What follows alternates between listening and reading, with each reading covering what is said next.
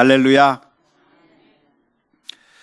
드디어 사무엘상 마지막 장을 오늘 우리가 살펴보게 됐습니다. 기분이 좋습니까? 예. 제가 이 교회에 부임해서 사무엘상의 말씀을 가지고 매주 수요일 저녁마다 묵상하고 그 말씀을 통해서 많은 은혜를 우리가 함께 누렸는데 드디어 마지막 장을 하게 됐습니다. 책거리를 해야 되나요? 이 마지막 장을 하게 되는 것은 정말 기쁘고 즐거운 일인데, 그런데 오늘 우리가 읽은 이 말씀을 보면 그렇게 기쁘지는 않습니다. 왜냐하면 이 사무엘상 31장의 말씀을 보면 좋고 행복한 이야기가 기록되어 있는 것이 아니라 실패와 그리고 불행의 이야기가 기록되어 있기 때문에 그렇습니다. 이건 정말 우리가 바라지 않는 내용이죠. 우리가 어떤 드라마를 본다고 하면 우리들의 마음속에 어떤 드라마를 꿈꾸고 계십니까? 요즘엔 무슨 드라마를 보십니까? 드라마를 보면 그 드라마 가운데서 이런 주인공이 나오고 저런 주인공이 나오고 서로 다투기도 하고 알력이 있기도 하고 굉장히 싸움도 있고 여러 가지 복잡한 문제들이 얽히고 설키면서 도대체 이 문제를 어떻게 해결하면 좋을까? 정말 답답한 그 이야기들이 진행되다가 그래도 마지막 회가 되면 어떤 내용이 나와요? 다 해결되고 마음이 후련해지고 정말 모든 것들이 다 풀리는 걸 보면서 참 마음에 안도감을 느끼게 되는 것이 드라마가 아닙니까? 영화를 봐도 마찬가지고 소설을 봐도 마찬가지고 동화를 봐도 마찬가지고 모든 그 것들을 볼 때마다 처음에는 힘들고 아팠지만 그러나 마지막을 보면 문제가 해결이 되고 마지막이 되면 해피엔딩으로 끝나는 그 모습을 보면서 참 행복하게 그 책을 덮으면서 너무나도 좋구나 하는 그런 느낌을 받게 되는 것이 이 세상 대부분의 모든 작품들의 진행인데, 오늘 우리가 읽은 사무엘상의 말씀은 정반대로 나아갑니다. 무슨 이야기가 기록이 되어 있냐면 실패의 이야기가 기록되어 있습니다. 사울 왕은 죽고 사울의 왕의 아들도 죽고 사울과 따르던 이스라엘 민족들도 죽고 이제는 블레셋이 그 이스라엘 땅을 점령해서 그 땅에서 살게 되었다고 하는 실패의 이야기가 기록되어 있고, 이 사무엘상은 실패의 이야기로 끝나고 있다고 하는 것이 너무나도 참 답답하고 안타까운 모습을 우리가 보게 되는 것입니다. 사실 이러한 사울 왕의 죽음은 우리가 미리 예견한 바 있습니다. 우리가 지금까지 사무엘상의 말씀을 쭉 살펴보면서 하나님께서는 사울에 대하여서 그의 운명을 결정하셨고 하나님께서 심판하셔서 죽게 하실 것이라고 이미 예언해 주셨습니다. 사무엘상 28장의 말씀을 보면 그 사울이 이번 블레셋과의 전투에서 죽게 될 것이라고 예언해 놓았는데 바로 그 예언의 말씀이 하나도 오차도 없이 정확하게 오늘 사무엘상 31장의 말씀 가운데서 분명하게 기록되고 있다고 하는 것을 우리가 살펴볼 수가 있습니다. 그 예언대로 사울의 군대는 블레셋 군대들과 상대가 되지 않았습니다. 결국 사울은 전투 가운데 큰 부상을 입게 되었고, 큰 부상을 입게 되어서 블레셋 사람들에게 목숨을 잃는 그런 정말 비참한 결과를 얻는 것이 너무나도 수치스러워서 사울왕은 자기 칼에 자결하는 것으로 그래서 자신의 인생을 마감하는 것이 오늘 본문의 이야기 가운데 기록되어 있는데, 이 이야기를 우리가 해피엔딩으로 보지 못하고 정말 안타까운 이야기를 읽게 되는 것이 우리들의 마음 가운데는 우울하게 만들 수밖에 없을 것입니다. 그래서 오늘 이 시간에 우리가 이 사울 왕의 죽음을 보면서 한번 이 시간에 다시 한번 생각해 보았으면 좋겠어요. 왜 이런 비참한 결과가 나타날 수밖에 없었는가? 하나님께서 우리들의 삶을 계획하시고 하나님께서 우리들을 창조하셨을 때는 이렇게 엉망진창인 그런 삶을 목적하신 것이 아니라 하나님께서는 우리들에게 선한 것, 하나님께서는 우리들에게 좋은 것을 계획하시고 계실 텐데 왜 이런 비참한 결과를 가져올 수밖에 없었는가에 대해서 오늘 우리가 다시 한번 깊이 묵상하면서 은혜를 받을 수 있기를 주님의 이름으로 축원합니다. 사울이 죽는 이 모습을 보면서 사울은 왜 이런 결과를 가져올 수밖에 없었는가? 그 이유를 무엇이라고 생각하십니까? 그 이유를 우리가 진단하자고 한다면 그것은 사울이 하나님을 경외하거나 사랑하지 않았다고 하는 데서 그 원인을 찾을 수가 있을 줄로 믿습니다. 사울이 하나님을 믿었습니까? 사울이 하나님을 사랑했습니까? 사울이 하나님을 경외했나요?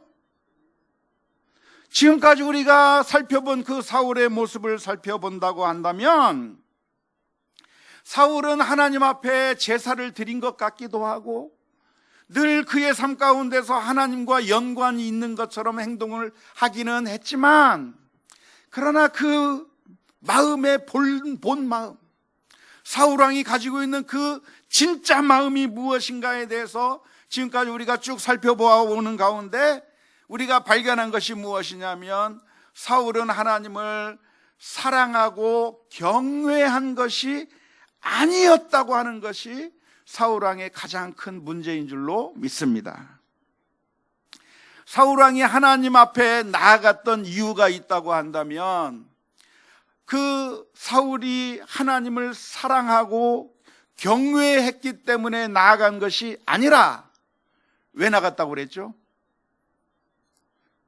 다 까먹었습니다. 왜 나갔다고 그랬죠? 하나님 앞에 나아가면 하나님에게서부터 받아 누릴 수 있는 이익이 가장 중요합니다. 하나님은 전쟁에서 승리하게 해주시는 하나님, 하나님은 나에게 복을 주시는 하나님, 하나님은 이용 가치가 있는 하나님, 하나님을 적당하게 이용을 잘 하기만 하면 하나님이 좋아하신다고 생각하는 그 제사를 잘 드리기만 하면 하나님께서 원하시는 것만 조금만 맞춰주기만 하면 하나님이 나에게 축복을 내려주시고 내게 전쟁에서 승리하게 해주시고 나에게 어떤 이익을 줄 거라고 하는 그 생각 때문에 하나님 앞에 나아간 것이지 하나님을 진정으로 사랑하거나 하나님을 경외하기 때문에 나아간 것이 아니라고 하는 사실을 우리가 살펴볼 수가 있었습니다. 그래서 사울왕의 마음 가운데는 하나님에게 이익을 얻기 위한 방법으로 제사를 드릴 수는 있었지만 그러나 그 마음 가운데 하나님의 말씀에 순종하고자 하는 마음은 하나도 없는 거예요. 사랑하는 사람은 어떻게 되죠? 사랑하는 사람은 말을 들어요. 남편과 아내가 서로 사랑하면 서로 말을 듣습니까? 안 듣습니까? 그런 세월이 있은 지가 하도 오래됐나요? 한 남자와 한 여자가 사랑한다고 하면 내가 무엇을 달라고 요청하기도 전에 덥다 그러면 어떻게 돼요? 에어컨도 틀어주고 선풍기도 틀어주고 무엇인가 해주고 싶어요. 사랑하니까요. 달라고 표현을 하지 않아도, 이것을 해달라고 말하지 않아도 사랑하는 사람이라고 한다면 사랑하는 사람의 말에 귀를 기울이게 되어 있고, 도대체 무엇을 원하는지 민감하게 되고, 그래서 그것을 생각해서 미리미리 해주는 것이 사랑인데, 그게 오래전 얘기인가요?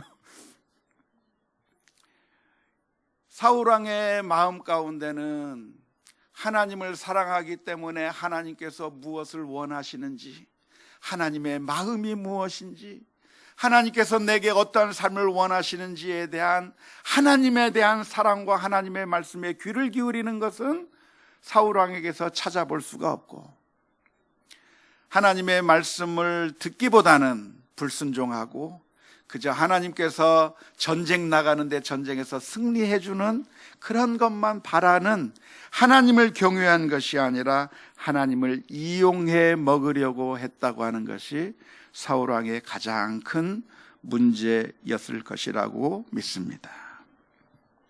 원하기는 저와 여러분들이 하나님을 사랑하는 마음으로 주 앞에 설 수 있기를 주님의 이름으로 축원합니다. 두 번째 문제가 있었다고 하면 무엇이었겠습니까?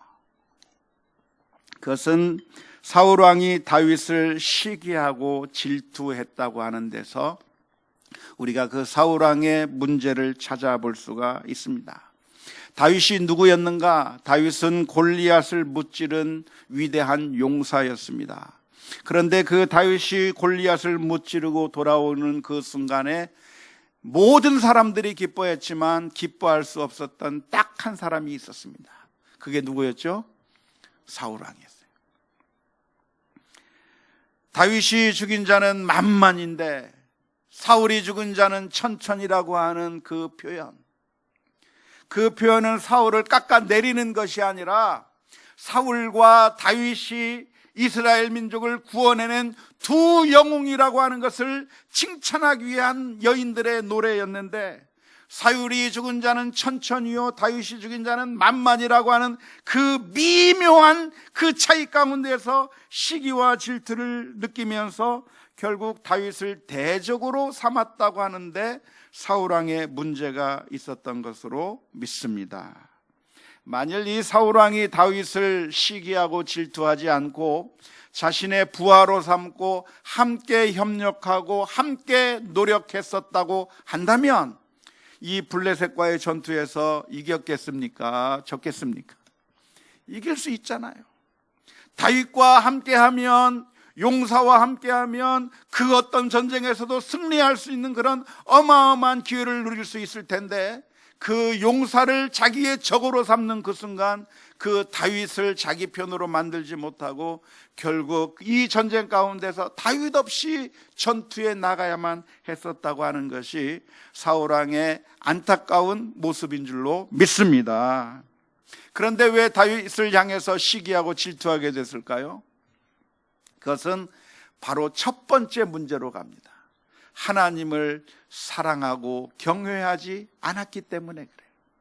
만일 하나님을 사랑하고 경외했다고 한다면, 그러면 다윗을 바라볼 때 시기와 질투하는 것이 아니라 하나님께서는 모든 사람들을 각각 다르게 창조하셨지만 하나님께서는 다 사랑해 주시고, 하나님께서는 모든 사람들을 다 다르게 창조하셨지만 하나님께서 나를 사랑해 주신다고 하는 그 사실 때문에 다윗을 바라볼 때 시기와 질투하면서 바라보는 것이 아니라 사랑으로 바라볼 수 있는 눈을 가질 수 있었을 텐데, 결국 하나님을 경외하지 않았기 때문에 시기와 질투까지 가게 되었다가 결국 망하게 된 줄로 믿습니다. 원하기는 저와 여러분들이란 사울의 실패의 원인들을 다시 한번 곰곰이 묵상하면서 우리들의 삶 가운데서 하나님을 사랑하고 시기와 질투 가운데 살아가는 것이 아니라 사랑과 협력의 정신으로 살아가는 우리 모두가 다 될 수 있기를 주님의 이름으로 축원합니다.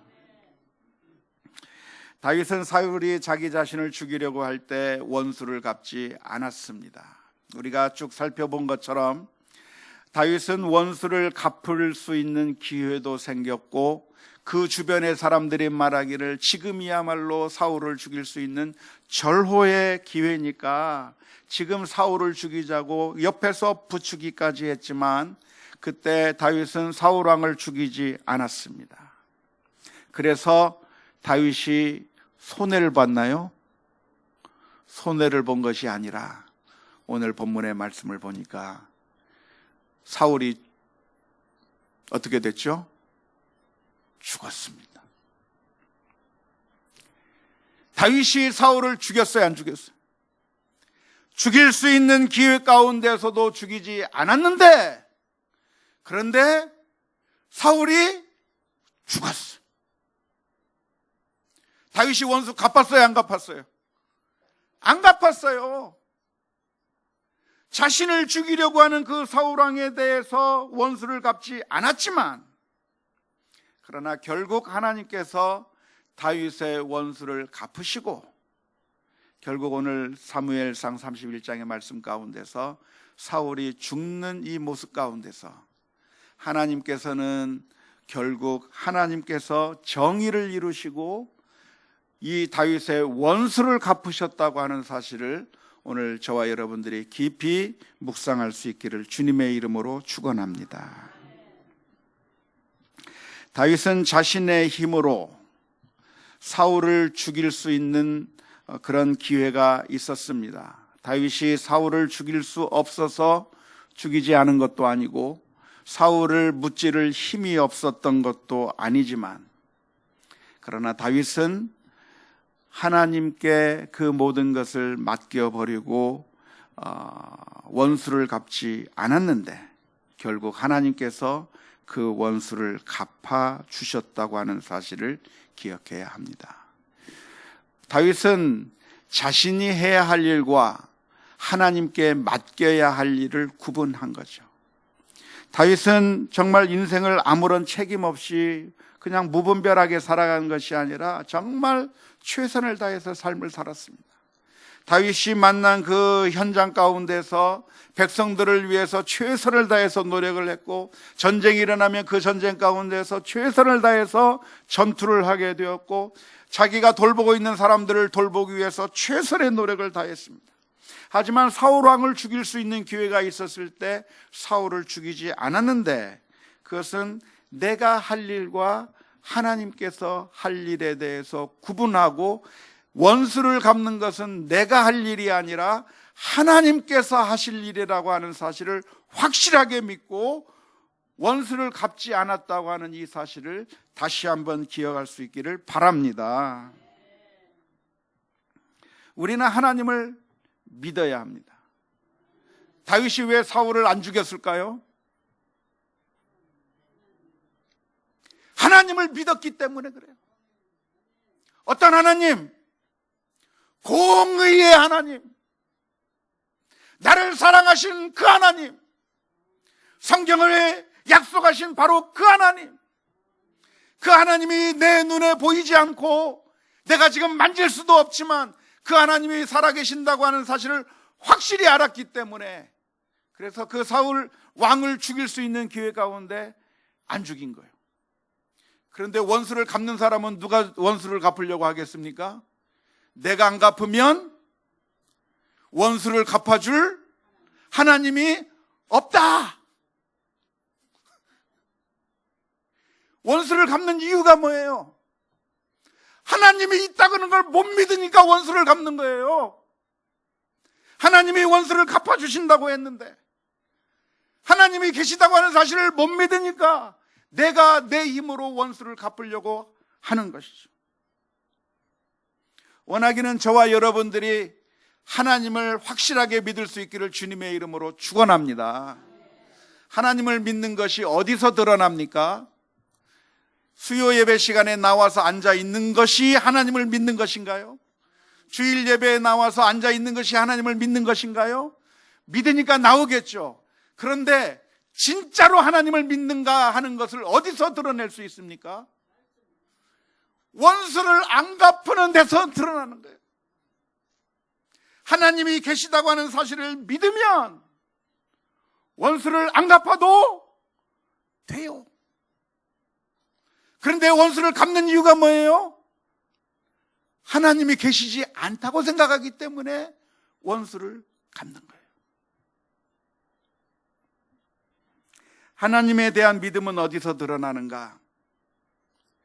우리가 사람들을 어떻게 대하는가의 관계 속에서 내가 하나님을 믿는가 안 믿는가가 분명하게 드러나게 되는 줄로 믿습니다. 우리가 복음을 전하는데 하나님이 계시다고 말하고 전도도 하고 하는데 우리 주변에 있는 사람들이 하나님을 안 믿는 이유가 어디에 있는 줄 아십니까? 불신자들이 우리를 향해서 말합니다. 하나님이 계신 거 보여줘봐. 하나님이 어디 계셔? 하나님 계시면 보여줘봐 라고 그렇게 말하는데, 그렇게 말하는 이유가 무엇인지 아세요? 그 불신자들은 예수님을 믿으라고, 하나님을 믿으라고 하는 우리들의 말을 보고서 하나님이 계신가 안 계신가를 판단하는 것이 아니라 하나님을 믿는다고 하는 사람들이 행동하는 모습을 보고 하나님이 계신가 안 계신가를 짐작하는 거예요. 그런데 어떤 목사님이 복음을 전하는데 간음을 하고 돈을 띵겨 먹으면 하나님이 계시다고 믿겠어요? 하나님을 안 믿으니까 저런 짓을 하고 다니는 거죠. 나를 심판하시는 하나님이 안 계시다는 것을 확신하니까 그런 죄를 짓고 다니는 거 아니에요. 말로는 하나님이 계시다고 말하고 있지만, 그래서 사람들을 속일지는 모르지만, 그러나 하나님이 안 계시다는 것을 확실하게 믿고 있기 때문에 죄를 저지르고 사기를 치고 악한 일을 하면서 하나님이 없다고 만천하에 떠들고 다니기 때문에 사람들이 예수님을 안 믿는 거예요. 우리 주변의 사람들이 하나님을 믿지 못하는 이유가 무엇이냐면, 우리는 하나님이 안 계시다고 하는 사실을 매일매일 증거하면서 다니기 때문에 그렇습니다. 말로는 예수님 믿으세요, 예수님 믿으세요 하는데 조금만 화가 나도 화를 내버립니다. 왜 화를 낼까요? 화를 내는 이유가 뭐예요? 내 억울함을 풀어주실 하나님이란 존재하지 않는다고 믿기 때문에 화를 내는 거예요. 왜 미워하는 거예요? 나의 이 억울함을 풀어주실 하나님이 계시다는 것을 안 믿기 때문에 미워하는 거예요. 왜 사기를 치고 있어요? 왜 탐욕을 부려요? 하나님이 나를 보고 계시다는 사실을 안 믿기 때문에, 하나님이 없으니까 그렇게 탐욕을 부리고 악을 행하고 있는 것이 우리들의 모습인 것이고, 하나님을 믿는다고 하는 것은 어디서 드러나는가? 우리가 교회에 앉아서 예배를 드리고 있다고 하는 이 사실에서 드러나는 것이 아니라 오늘 내가 만나는 바로 그 사람, 내가 어떻게 대우하고 미워하는 마음이 들지라도, 저 사람이 나에게 잘못하더라도 그 사람을 어떻게 대하는가에 따라서 우리가 하나님이 계시구나 안 계시구나 하는 사실을 드러낸다고 하는 사실을 우리가 분명하게 기억할 수 있기를 주님의 이름으로 축원합니다. 로마서 12장 19절서부터 21절의 말씀에 이렇게 기록합니다. 내 사랑하는 자들아, 너희가 친히 원수를 갚지 말고 하나님의 진노하심에 맡기라. 기록되었으되 원수 갚는 것이 내게 있으니 내가 갚으리라고 주께서 말씀하시느니라. 내 원수가 줄이거든 어떻게 하고? 먹이고, 목마르거든 어떻게 하고? 마시게 하라. 그리함으로 내가 숯불을 그 머리에 쌓아 놓으리라. 악에게 지지 말고 선으로 악을 이기라. 우리 아이들은요, 억울한 일이 있고 화가 나는 일이 있어도 엄마 아빠가 아이들 손 붙잡고 괜찮아, 내가 사줄게 하면 눈물 뚝 그쳐요.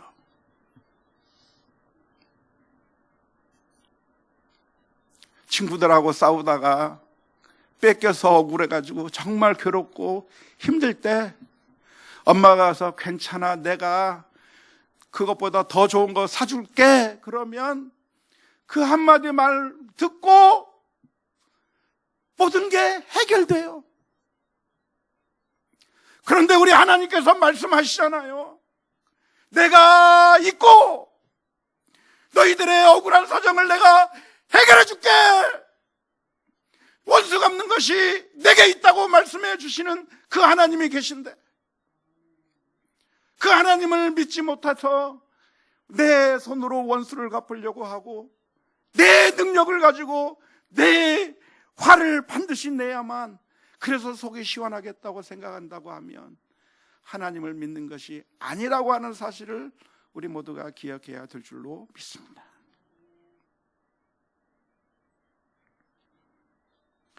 하나님에 대한 믿음은 어디서 드러나는가?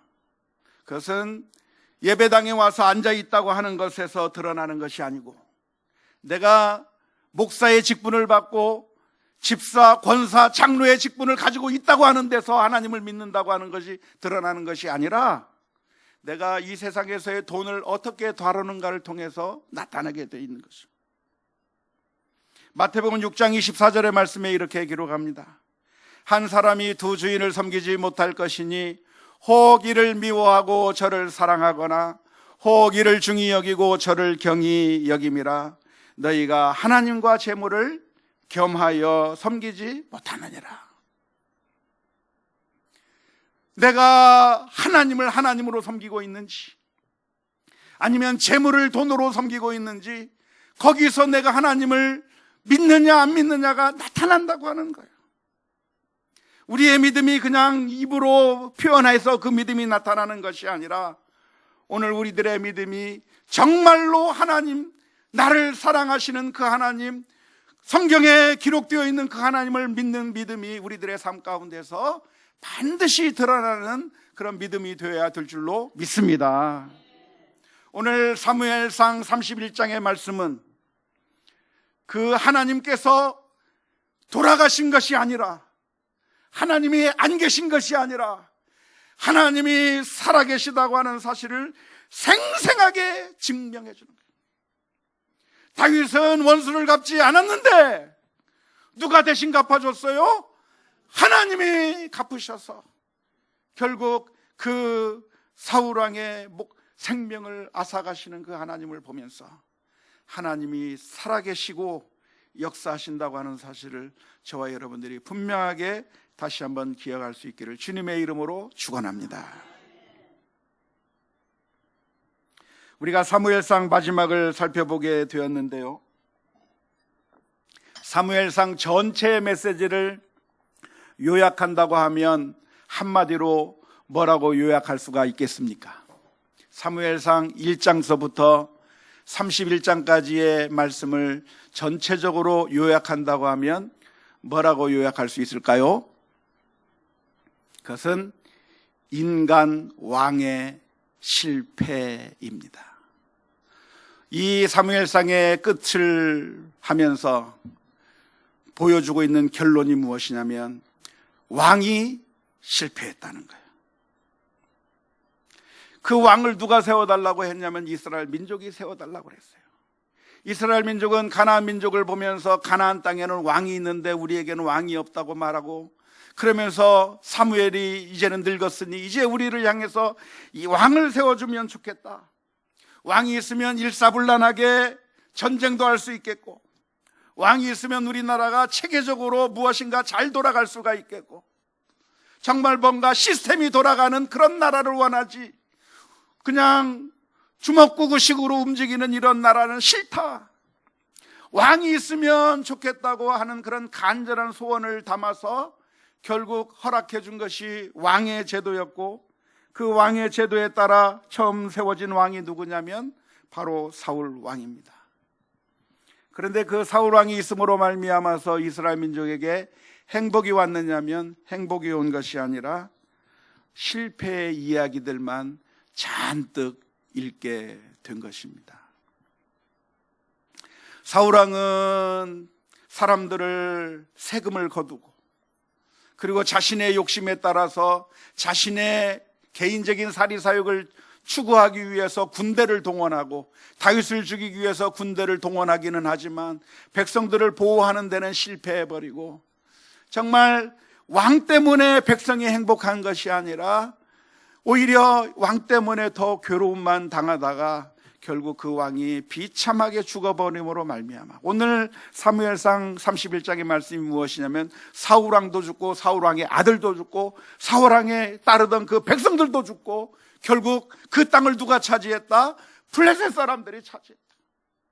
우리들에게 소망을 줄 걸로 기대했던 왕이었는데 결국 실패해 버렸다고 하는 것이 오늘 사무엘상의 결론입니다. 이게 우리의 문제죠. 우리는 늘 새로운 소망을 두면서 삽니다. 우리들의 인생의 문제를 어떻게 하면 해결할 수 있을까? 왕을 세워달라고 요구했던 그 이스라엘 민족처럼 우리들은 이 세상의 것들에게 소망을 둘 때가 너무나도 많습니다. 돈을 많이 벌면 내가 좀 행복해질까? 아니면 지긋지긋한 이 남편 바꿔치기 하면 좀 행복해질까? 아니면 내가 권력이라도 잡거나 명예라도 얻으면 내가 행복해질까?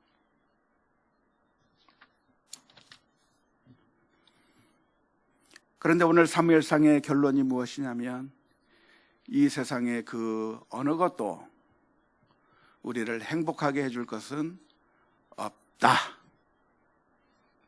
점. 이 세상에 우리가 소망을 두는 것이 있다고 한다면 그것들은 반드시 우리를 실망시키고야 말 것입니다.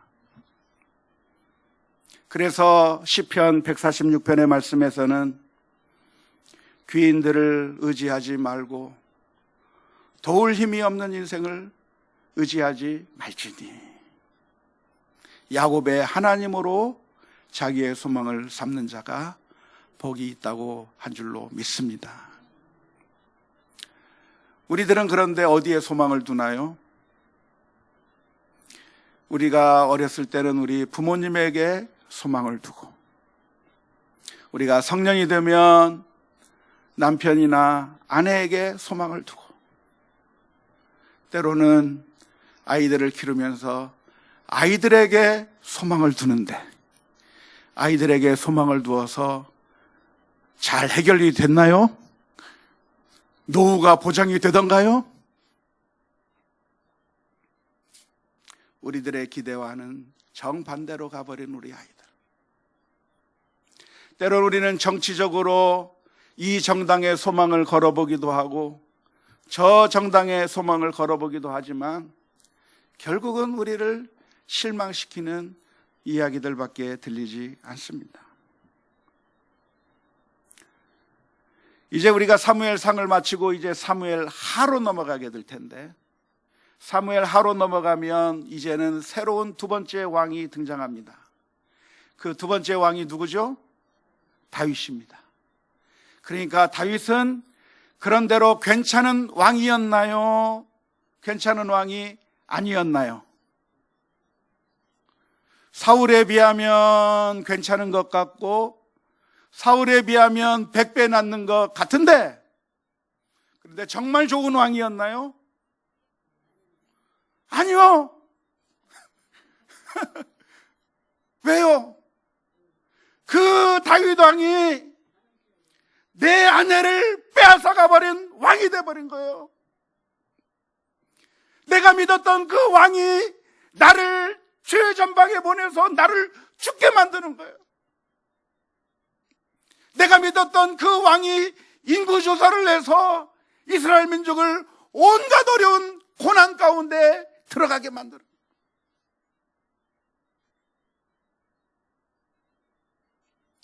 우리가 기억해야 될 것이 있다고 한다면 이 세상에 믿을 놈 한 놈 없습니다.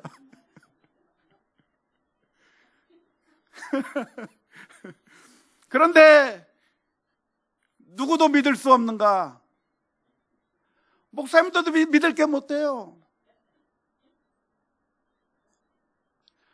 우리 인생들은 믿을 수 있는 사람이 단 한 사람도 없어요. 사울왕도 마찬가지고 다윗왕도 마찬가지고 우리들은 늘 기회가 주어지면 타락할 수밖에 없고, 기회가 주어지면 우리는 교만해지고, 기회가 주어지면 우리는 탐욕을 부리게 되고, 기회가 주어지면 우리는 간음의 죄를 짓기도 하고, 하나님께서 보시기에 정말 무시무시한 죄들을 지으며 타락할 수밖에 없는 우리 인생에게는 아무런 소망이 없는 것입니다. 그래서 예수님께서 이 세상에 오셨습니다.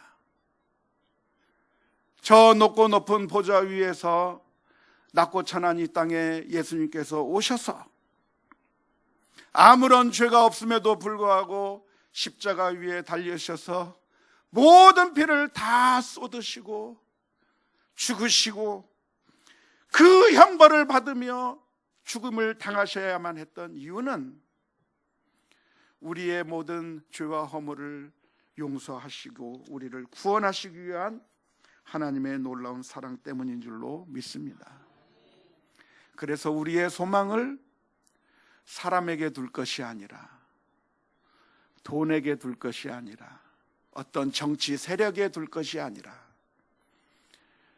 우리를 불쌍히 여기사 그 아들을 십자가에 내어주시기까지 사랑해 주신 그 하나님 앞에 우리가 소망을 두어야 하는 것이고, 그 주님 앞에 날마다 나아가서 우리들의 죄악을 다시 한번 내어놓고 회개하고 씻어주기를 바라고, 그리고 넘어졌던 그곳에서 다시 주님 손 붙들고 일어서서 다시 새 힘과 용기를 얻고 믿음으로 나아가는 우리 모두가 다 될 수 있기를 주님의 이름으로 축원합니다.